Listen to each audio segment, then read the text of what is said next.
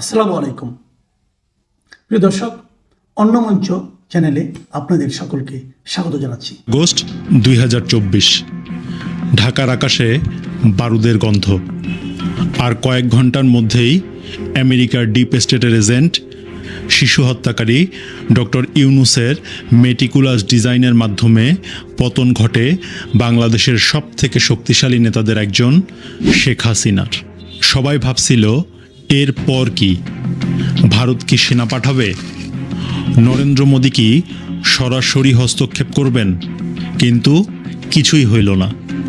না কোনো ট্যাঙ্ক, না কোনো আক্রমণ, না কোনো তড়িঘড়ি সিদ্ধান্ত। দিল্লি চুপ করে থাকলো, কিন্তু সেই নীরবতার আড়ালে লেখা হচ্ছিল মারাত্মক এক কৌশলের গল্প। আজকের ভিডিওতে আমরা দেখব ভারত কেন চুপ করেছিল, ভারতের এক ঢিলে অনেকগুলো পাখি শিকারের থিওরি কি, আর ভিডিওর একদম শেষে আমি আপনাদের দেখাবো কেন ওয়েস্ট বেঙ্গলের নির্বাচনই হতে পারে সেই চাবিকাঠি, যা নির্ধারণ করবে বাংলাদেশের রাজনীতিতে কে লাভবান হবে, আওয়ামী লীগ নাকি বিএনপি।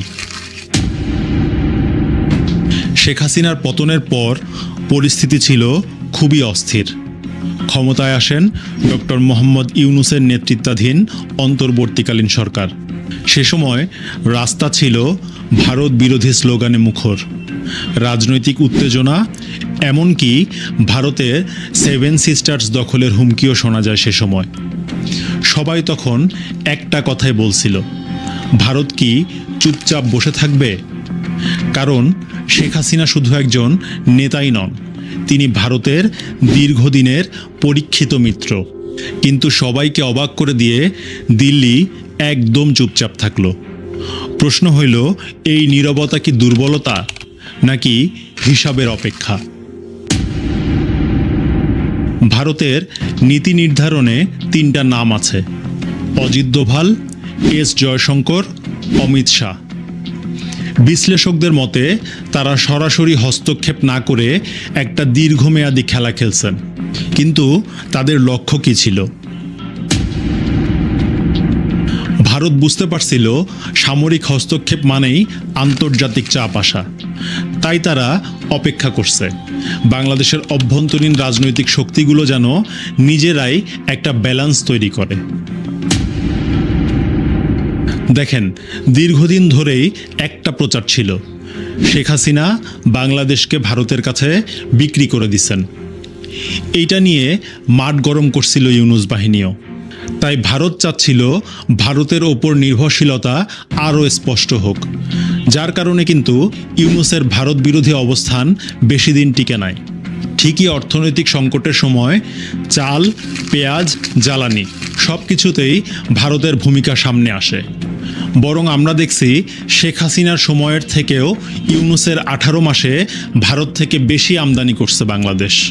এতে করে একটা বাস্তবতা স্পষ্ট হয়েছে, ভূগোল অনেক সময় রাজনীতির থেকেও শক্তিশালী। ভারতের সবথেকে বড় উদ্বেগ ছিল সীমান্ত নিরাপত্তা। বাংলাদেশে যদি উগ্রবাদ বাড়ে তাহলে সরাসরি প্রভাব পড়ে ভারতের উত্তর পূর্বাঞ্চলে। তাই তারা এমন একটি রাজনৈতিক ব্যালেন্স চাইছিল যেখানে কোনো একক শক্তি অতিরিক্ত প্রভাবশালী না হয়।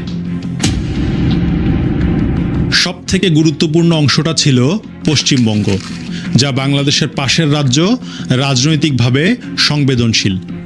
সেখানে দীর্ঘদিন ধরেই ক্ষমতায় ছিলেন মমতা ব্যানার্জি এবং তার দল অল ইন্ডিয়া তৃণমূল কংগ্রেস। কিন্তু এবার পরিস্থিতি বদলাচ্ছে।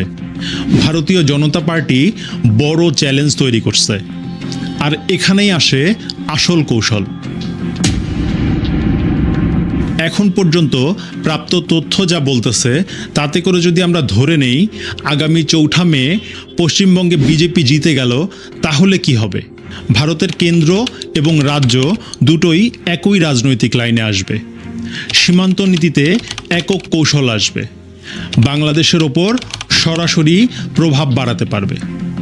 এতে করে দিল্লির জন্য সিদ্ধান্ত নেওয়া অনেক সহজ হয়ে যাবে, কারণ তখন আর কোনো অভ্যন্তরীণ বিরোধ থাকবে না। এখন প্রশ্ন হইল, এই পরিবর্তনে লাভবান কে হবে? যদি দিল্লি আবার সক্রিয়ভাবে জড়িত হয়, তাহলে আওয়ামী লীগ একটা বড় কূটনৈতিক সুবিধা পাইতে পারে, কারণ তাদের সাথে ভারতের সম্পর্ক ঐতিহাসিকভাবেই ঘনিষ্ঠ।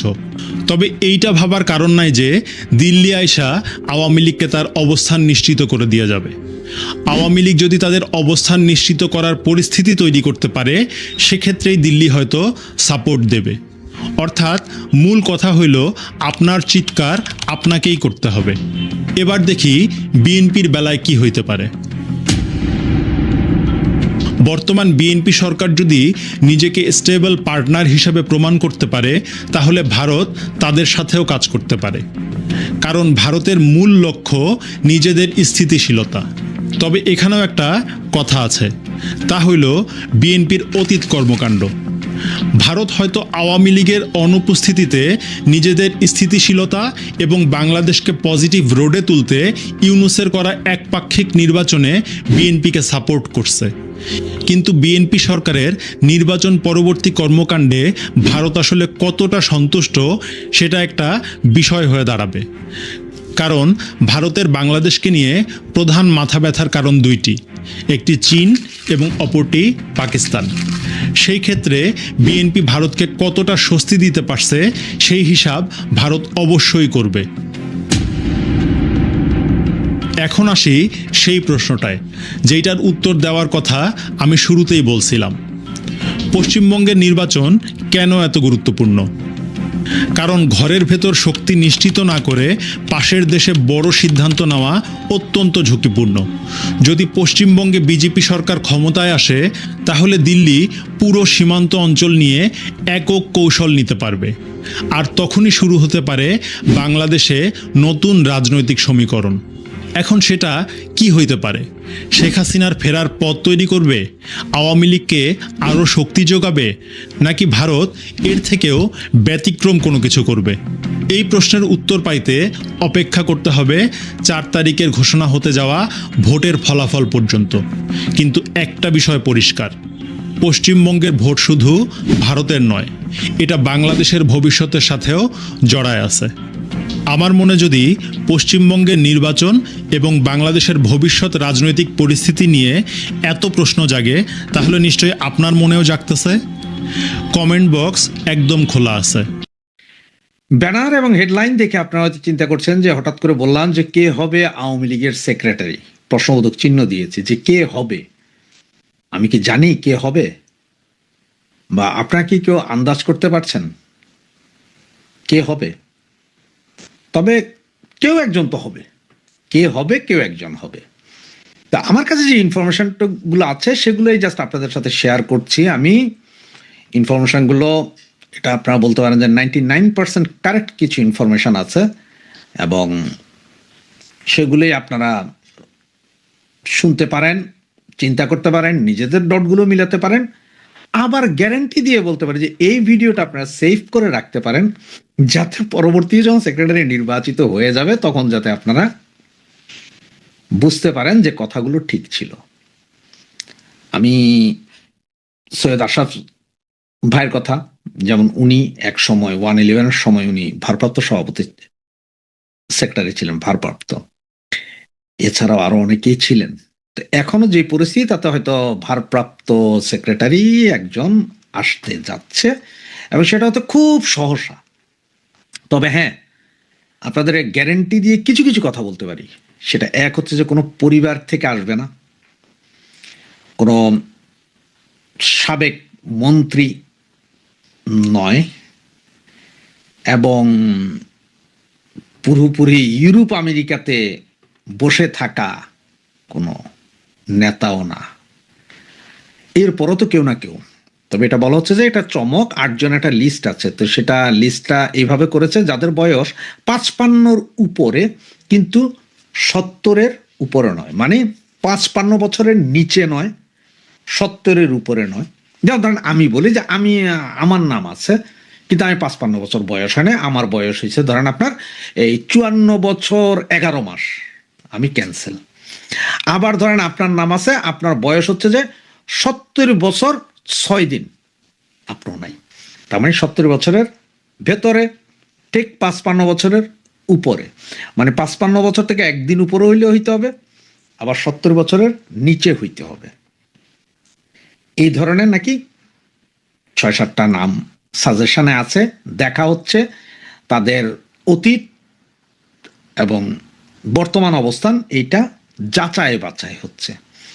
আর এই যাচাই বাছাইটা করছে অবশ্যই দলের সুচিন্তক যারা বা দল সম্বন্ধে যারা, তাদের অতীত কর্মকাণ্ড এই জন্যই যাচাই করছে, অতীতে তারা আসলে কে কি করেছে বা কার কি অবস্থা। তবে হ্যাঁ, এমন একজনকে নির্ধারণ করার কথা নাকি বলা হচ্ছে, যিনি বা যার কোনো গ্রুপিং নাই, মানে ওনার পক্ষে যে গ্রুপ আছে, ওনার পক্ষে যে একটা প্রপাগান্ডা চালাবে, এরকম কিছু নাই। আবার অনেকে হয়তো চিন্তা করতে তার মানে কি কোনো সাবেক ছাত্র নেতা আসবেন কিনা। হ্যাঁ, একটা জিনিস ঠিক যে সাবেক ছাত্র নেতা আসতে পারেন, তবে এই জায়গাতেও আপনাদের ক্লিয়ার করে দিই, সাবেক ছাত্র নেতা তার মানে হচ্ছে যে সমস্ত ছাত্র নেতা ছাত্রলীগ করেছে এক সময়, ছাত্রলীগ থেকে যুবলীগে গিয়েছে, যুবলীগ থেকে পরবর্তীতে আওয়ামী লীগে গিয়েছে, মানে মুরব্বী সংগঠনে গিয়েছে, তাদের মধ্য থেকে হইতে পারে, গ্যারান্টি দিচ্ছি না। তবে যাদের ছাত্র নেতা ছিলেন কিন্তু গত 10-15 বছরও তারা ওই ছাত্র নেতা, যেমন ছাত্রলীগ করছেন, ছাত্রলীগ করার পরে আপনি ছাত্রলীগ থেকে আপনি গেলেন গা, আপনি যুবলীগ, মহিলা লীগ, অমুক লীগ, কোথাও আর আপনার জায়গা হইল না, আপনারা বাদ, আপনার লিস্টের নাই তো নাই, আপনারা বাদ। ঠিক তেমনই যুবলীগের, যেমন যুবলীগ করেছেন পরে আপনার আওয়ামী লীগে জায়গা পান নাই, কোনো কিছু হয় নাই, আপনিও বাদ। আমি বুঝাইতে পারছি। কিন্তু যদি ধরেন একজন লোক ছাত্রলীগ করেছে, সারা ছাত্রলীগ করেছে, ছাত্রলীগ করার পরে সে এসে এরপরে হয়তো যুবলীগের কোথাও মেম্বার হয়েছে বা সদস্য হয়েছে, এরপরে হয়তো আওয়ামী লীগ গেছে, যাদের সিরিয়াল আছে, সিরিয়ালি যারা, যেমন আপনি ম্যাট্রিক পাস করার পর আপনি ইন্টার পাস করছেন, ইন্টার পাস করার পর ডিগ্রি পাস করছেন, ঠিক তেমনই ধর ম্যাট্রিক ধরলাম আমরা ছাত্রলীগ, ইন্টার ধরলাম আমরা যুবলীগ, আর ডিগ্রি ধরলাম আপনার আওয়ামী লীগ বা অঙ্গ সংগঠনের ধরেন ডিগ্রি, মাস্টার্স, এমফিল, এগুলো হচ্ছে আওয়ামী লীগ। ওই ধরনের যারা বাই সিরিয়াল আছেন তারা আছেন, তাদের মধ্যে থাকতে পারে। কিন্তু যারা যে ম্যাট্রিকের পরে আর পড়েনি নেই, মানে আপনাদের পড়তে দেওয়াই হয়নি, আপনাদের আগেই সাইট করে দিয়েছে, বহিষ্কার করে নেই, কিছু করে নেই, আপনাদেরকে সাইট করে দেওয়া হয়েছে বিভিন্ন দুর্নীতি বা ইয়ের কারণে, তারা বাদ। আবার এর ভিতরে দেখা হচ্ছে যারা এই যে গত 15 বছরে কে কিভাবে মালটুস কামিয়েছেন সেটাও দেখা হচ্ছে। নেতা খোঁজা হচ্ছে কর্মী বান্ধব হইতে হবে। অনেকে বলছেন যে ভাই কর্মী বান্ধব নেতা হইতে হবে। ভাই কর্মী বান্ধব নেতা হইতে হবে না। আপনারা আমারে 10 জন নেতার নাম বলেন প্রচন্ড কর্মী বান্ধব, তাদেরকে যদি কালকে যদি আওয়ামী লীগ যদি সাইড লাইনে বসায় দেয়, তাদের একজন কর্মী থাকবে? থাকবে না। কারণ আওয়ামী লীগ যেমন নেতা বানায়, আওয়ামী লীগের আছে অগণিত কর্মী।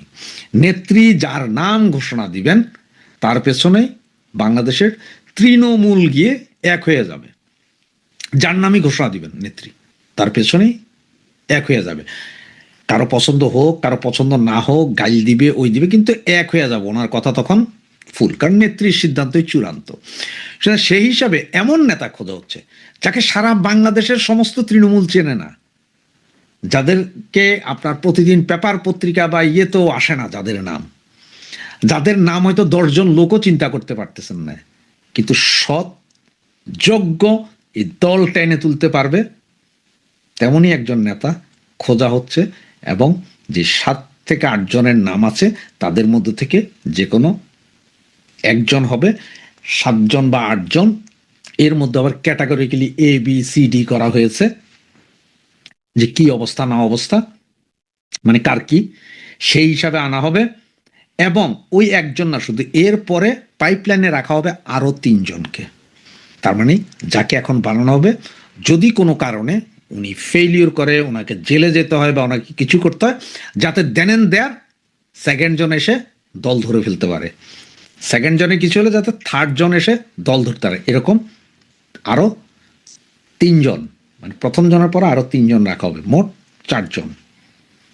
4 জন এমনি থাকবে, 4 জনের আপনার সেক্রেটারি বানা দিবে না, সেক্রেটারি হবে একজন, কিন্তু বাকি 4 জন আরো লিস্ট, কিন্তু কেউ জানবে না যে কে কে আছেন লিস্টে, পরবর্তী কে কে আছেন। যার নাম ঘোষণা করা হবে সেক্রেটারি ভারপ্রাপ্ত, উনিটা জানবেন, ওনারটা সারা বাংলাদেশে জানবেন, বাকি 3 জনেরটা জানবে না, টেকনিক্যাল কারণ। ওই একজন গেলে চাট করে দেখবেন যে আপনার 24 ঘন্টা দেরি হয়নি, চলে আসবে।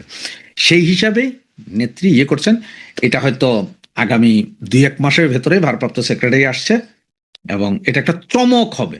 মানে যেমন আমি আগেই বলছি, আপনার সৈয়দ আশরাফ, তারপর আপনার জিল্লুর রহমান, এনাদের মতো একটা চমক আনবে, যে যেই চমক সকলেরই পছন্দ হবে। প্রথম হয়তো বুঝে উঠতে পারবেন না, কিন্তু পছন্দ হবে পরে। তবে এইটা বলছি, কোনো পরিবার কেন্দ্রিক, কোনো সাবেক মন্ত্রী না, ওনারা না, ওনারা বাদে অন্য কেউ।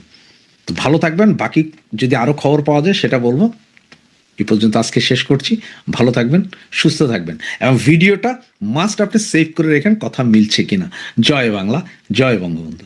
আপনারা জানেন বাংলাদেশে বর্তমানে যে একটি সরকার কার্যক্রম চালাচ্ছে, সেটি আসলে এমন একটি সরকার যেই সরকারটি বিরোধী দলের সাথে ভেতরে ভেতরে আতাত করে রাষ্ট্র পরিচালনা করে। তো বিরোধী দল সরকারকে সহযোগিতা করবে, রাষ্ট্র পরিচালনার সহযোগিতা করবে, এটা তো ভালো জিনিস, এটা খারাপের কিছু না। কিন্তু এখানে আসলে এই ভালোটার মূল কথা হচ্ছে, সরকারের সাথে তাদের মূল কানেকশনটা হচ্ছে যে তোমরা মুক্তিযুদ্ধের ধ্বজাটা ধরে রাখো কয়েকজন মিলে, আর যিনি প্রধান নেতা সংসদের, তিনি ভেতরে ভেতরে এই মুক্তিযুদ্ধ বিরোধী শক্তির সাথে একটা ঐক্য গড়ে তুলেছে। তার ঐক্য গড়ে তোলার পেছনে তার একটা পরিকল্পনা আছে। তিনি বলেছিলেন আই হ্যাভ এ প্ল্যান। আপনারা অনেকেই প্ল্যানটি জানেন না। সেই প্ল্যানটি কিন্তু তিনি সংসদে এসে দেখিয়ে দিয়েছেন। প্ল্যানটি হচ্ছে বাংলাদেশ আওয়ামী লীগকে অফিসিয়ালি, অর্থাৎ পার্লামেন্টের প্রসিডিংয়ের ভেতর দিয়ে তিনি তাদের কার্যক্রমটিকে নিষিদ্ধ রেখেছেন। তার মানে যে ডক্টর ইউনূসের সময়ে যেইভাবে মুক্তিযুদ্ধের সপক্ষের শক্তি, স্বাধীনতার সপক্ষের শক্তি, অসাম্প্রদায়িক চেতনার শক্তি, সংখ্যালঘুদের শক্তি এবং সাংস্কৃতিক সেবীদের শক্তি, শিল্পী সাহিত্যিক বুদ্ধিজীবীদের শক্তি, সেই শক্তিটাকে কোনো না কোনোভাবে দাবিয়ে রাখতে হবে। দাবিয়ে রেখে ৭১ বিরোধীদেরকে দিয়ে নতুন একটি ন্যারেটিভ তৈরি করে এই দেশটিকে ভিন্ন খাতে পরিচালিত করার একটি ষড়যন্ত্র। তার এই প্ল্যানটি অন্য কেউ বুঝুক বা না বুঝুক, আওয়ামী লীগের মানুষ কিন্তু এতদিনে বুঝে গেছে। এখন বিষয়টা হচ্ছে, সামনে একটি নির্বাচন আছে। নির্বাচনটি কি? নির্বাচনটি হচ্ছে যে ঢাকা সিটি কর্পোরেশন নির্বাচন। এই সিটি কর্পোরেশনের নির্বাচনটি খুব সহসাই হবে এটা আমি বিশ্বাস করি না, কিন্তু যদিও হয় সেই ক্ষেত্রে তারা অলরেডি সিদ্ধান্ত নিয়েছে বলে শুনেছি যে একটি জামাতকে উপহার হিসেবে দিবে, আর একটি তারা নেবে। এখন উত্তর না দক্ষিণ সেটা নিয়ে একটু সমস্যা চলছে, কে উত্তর নেবে আর কে দক্ষিণ নেবে, এইটা একটা ইস্যু। দ্বিতীয় ইস্যুটি হচ্ছে, যদি নির্বাচন হয় আর আওয়ামী লীগ যদি নির্বাচনে রাজনীতি করার সুযোগ না পায়, তাহলে কিন্তু এবার বিএনপি সবচাইতে বড় লেসনটা পাবে।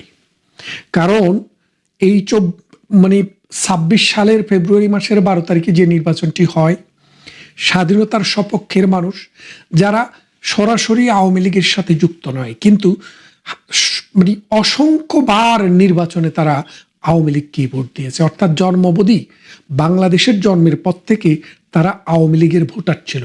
কিন্তু এইবার তারা নুরুল কবির যেমনটা বলেছিলেন, নাকে কাপড় দিয়ে তারা ধানের শীষে ভোট দিয়েছিল।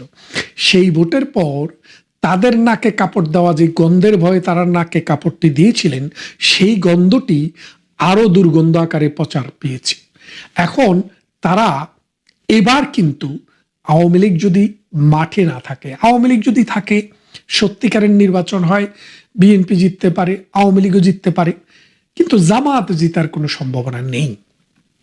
কারণ ঢাকা শহর জেলে, কামার, কুমার, মুচি, গার্মেন্টস কর্মী, শ্রমিক, নানান শ্রেণী পেশার লোক, ছাত্র, বিশ্ববিদ্যালয়ের শিক্ষক, স্কুল, কলেজ, মাদ্রাসা সব মিলিয়ে 12 রকমের মানুষ বসবাস করে এই ঢাকা শহরে। এই 12 রকমের মানুষের মধ্যে যারা সংস্কৃতিকর্মী, যারা বুদ্ধিজীবী, তারা সমাজসেবী, অসাম্প্রদায়িক চেতনার যারা ধারক এবং বাহক, তারা কিন্তু জামাতকে বিশ্বাসও করে না, ভোটও দেয় না। কারণ জামাত হলো জন্ম মুনাফিক।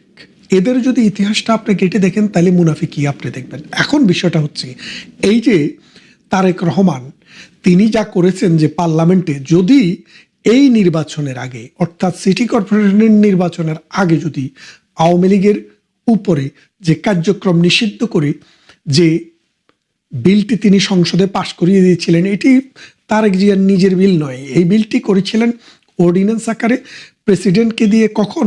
যখন ডক্টর ইউনূসের অবৈধ সরকার ছিল।